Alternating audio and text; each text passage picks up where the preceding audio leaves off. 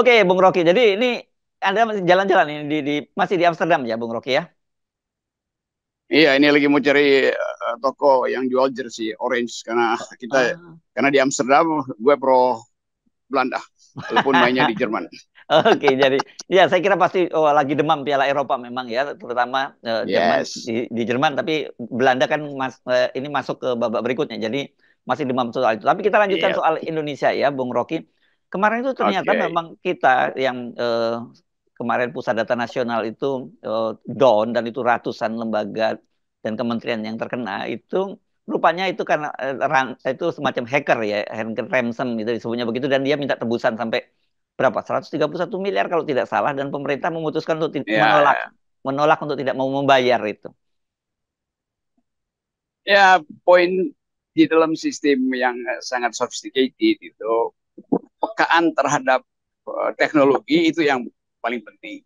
Jadi kalaupun kita layani permintaan itu, walaupun kita nggak tahu itu rumor apa, tapi kelihatannya itu serius, Serius, lalu serius. diulangi lagi kan, nanti Hmm, ya, karena itu nanti periodik diminta bayar terus kan.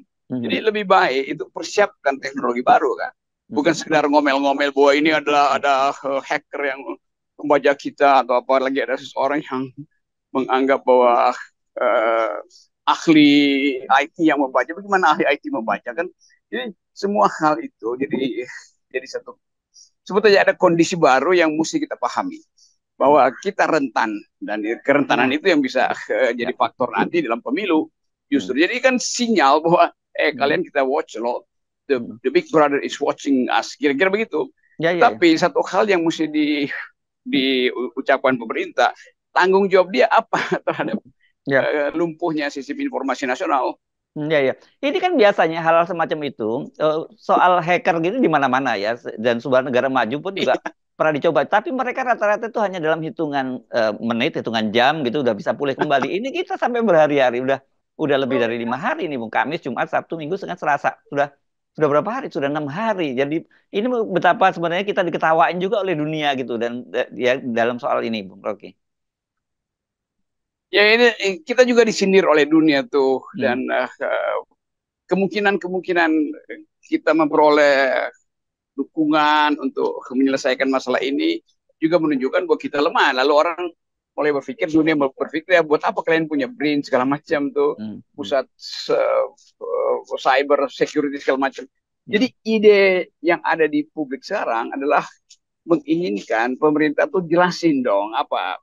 bagaimana jaminan keamanan data ke depan itu bukan sekedar isu bayar membayar tagihan apa namanya ini bribery dari hacker ini, tetapi meyakinkan rakyat bahwa data mereka Hmm. itu sempurna. Jangan sampai ada data yang udah dicolong.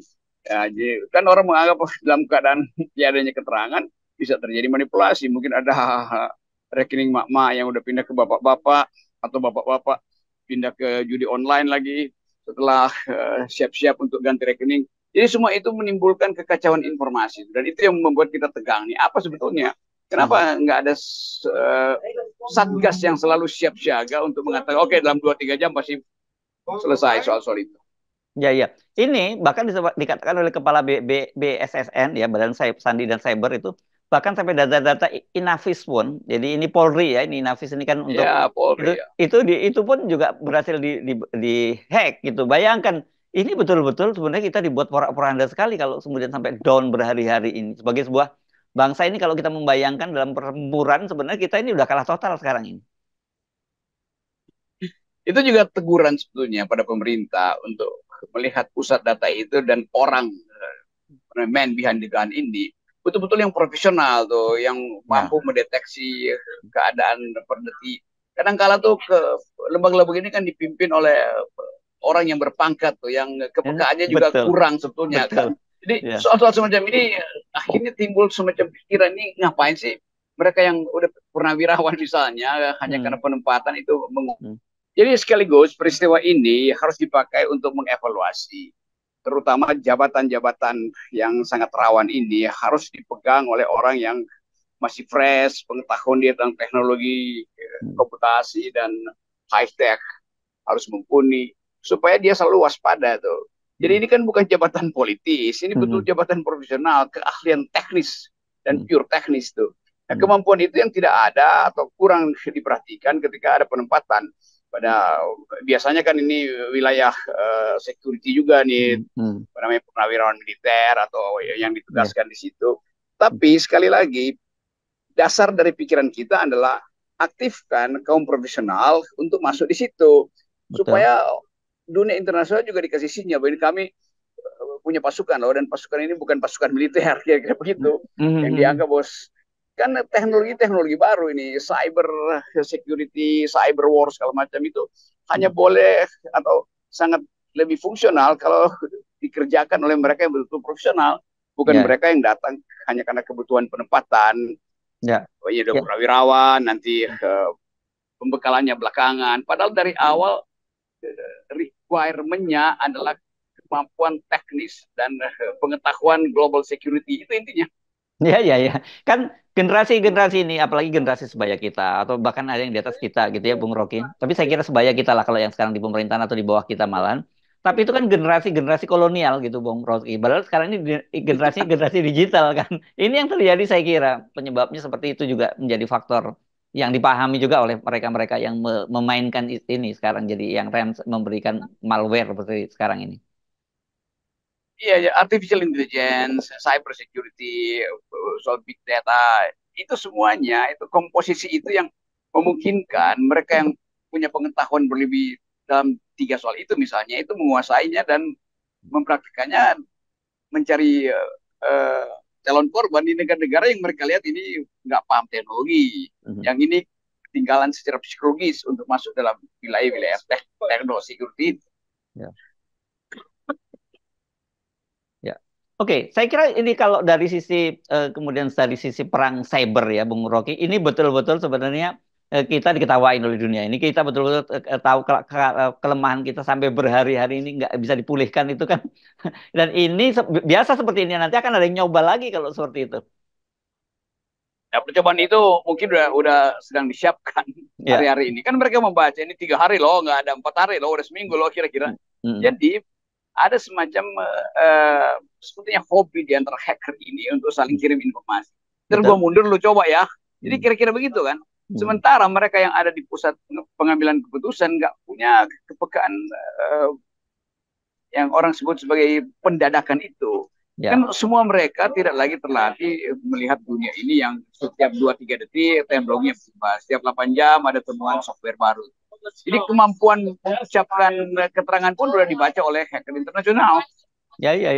Dan ini akan diketawain karena kan Pak Jokowi selalu ngomong bahwa nanti ibu kota negara baru itu nanti high tech begitu. Nah ini bagaimana kita membayangkan infrastrukturnya tidak ada high tech sementara yang di pusat pemerintahan pun dengan mudah dibobol seperti sekarang ini.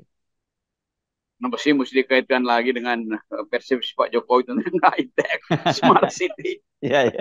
Jadi tetap sebetulnya, jadi harusnya Pak Jokowi sadari bahwa kemampuan negeri ini untuk melindungi data aja nggak bisa, apalagi diperluas itu memindahkan ibu kota dengan data yang sangat rawan juga untuk hilang di tengah jalan, bukan di tengah jalan fisik ya, di tengah jalan kopinya disimpan, terus datanya dipindahin ke ibu kota baru tuh, di deskripsinya seperti apa tuh, bagaimana menutup apa namanya skripnya itu supaya tidak terbaca. Kan semua ini problem yang rumit. Jadi memindahkan ibu kota bukan sekedar memindahkan bangunan atau pemerintah, memindahkan juga cara berpikir, memindahkan juga petah intelektual kita, terutama di bidang security. Nah Pak Jokowi nggak ngerti itu tuh. Nah karena udah disinggung sekaligus, maka kita mesti anggap bahwa seharusnya Pak Jokowi juga tahu bahwa memindahkan ibu kota itu potensi dihack nanti. Nah kita nggak tahu bagaimana mungkin hacker itu udah tanam beberapa transponder di sekitar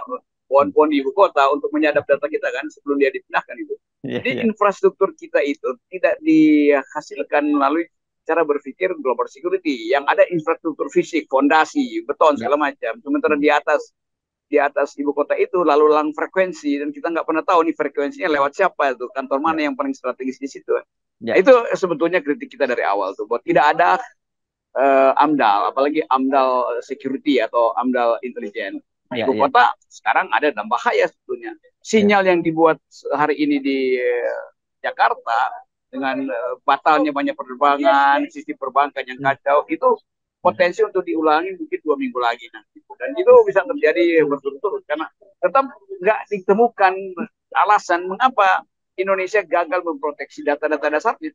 Ya, iya, iya, iya. Dan ini kok juga terjadinya di ujung pemerintahnya Pak Jokowi. Dan ini artinya kan PR baru lagi buat Pak Prabowo begitu ya. Ya itu yang sering kita sebutkan. Seolah-olah sejarah ini menumpahkan semua kejengkelannya justru di ujung Pak Jokowi. Ya, Tapi sekaligus kejengkelan itu akan ditamu oleh Pak Prabowo. Karena Prabowo menganggap bagian gua aja kena semua hal tuh. Dari hmm. soal utang, dari soal lingkungan, sekarang ada soal security. Jadi Pak Prabowo ya mungkin akan lebih lebih sering untuk minum obat anti kesel.